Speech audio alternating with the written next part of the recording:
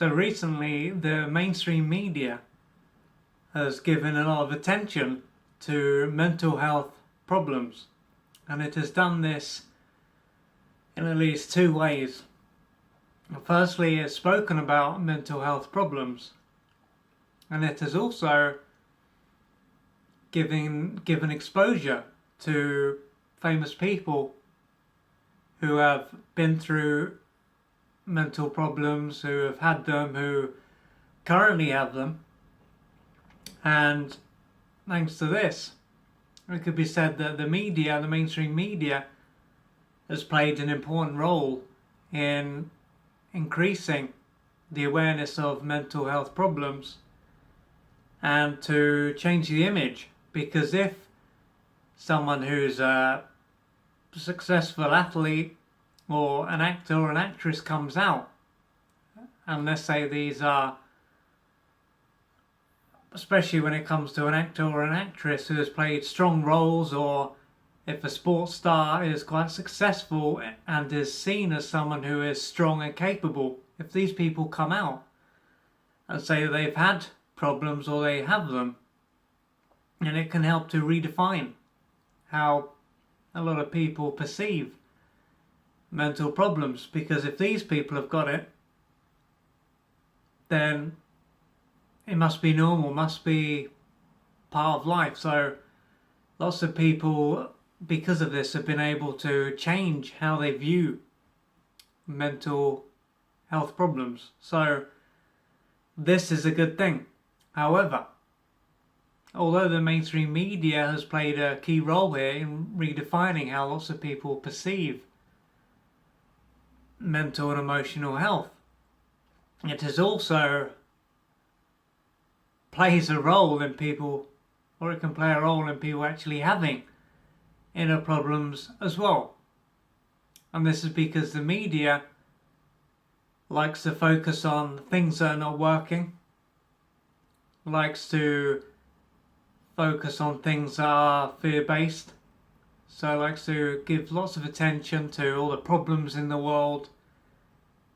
And more recently, it has given a lot of attention to things that are designed to make people outraged. So it could be giving attention to a so-called problem that's taking place in the other side of the planet, and because this problem, the Western world needs to get in there and to attack or to bomb the country. Might come to mind is when a certain country apparently had WMDs, weapons of mass destruction, but it turns out it was a weapon of mass deception because they didn't actually have any. So this is an example of fake news in the media. But anyway, so there's things like that, and they often give exposure to what someone said, or they interpret what someone said, and then the reader can end up getting outraged. I can't believe someone said that. I can't believe they said this. So through paying attention to the media, someone can experience more fear, more anxiety. They can be put into a sense of existential angst. They can then find it hard to sleep. I mean, if they've been watching the news before they go to bed, they can find it hard to sleep because all this stuff is going on in the world, and it can seem as though the world is about to end every day.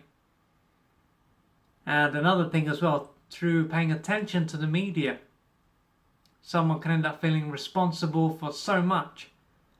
And what is clear is that human beings are not designed to take on board too many things, because through being aware of so much and realizing there's only so much that one can do, they can easily end up feeling a deep sense of being helpless.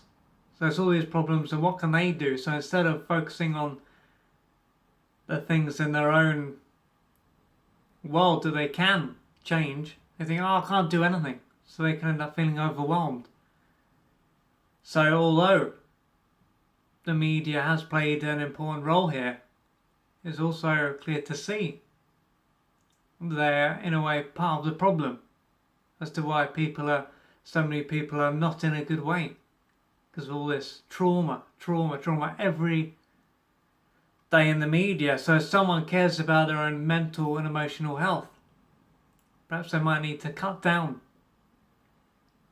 because it would be easy to say that, if someone doesn't pay attention to the mainstream media, they will end up being uninformed. But of course, there's a big difference between being uninformed and simply tuning out of all of the drama that the mainstream media likes to sell. So being informed is one thing. Being aware of lots of things that don't really matter is something else. So I think this shows how important it is for someone to be discerning when it comes to what they allow into their life, because it is often said, we are what we eat. But there's also other things we consume that have an effect on us too. So if we don't be aware of what we're allowing into our mind, then this can cause us to be stressed.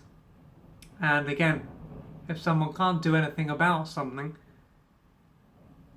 and they feel drained, what use are they then? So I think this shows how important it is for someone to be careful, to be mindful. It's the term these days, to be mindful of what they consume.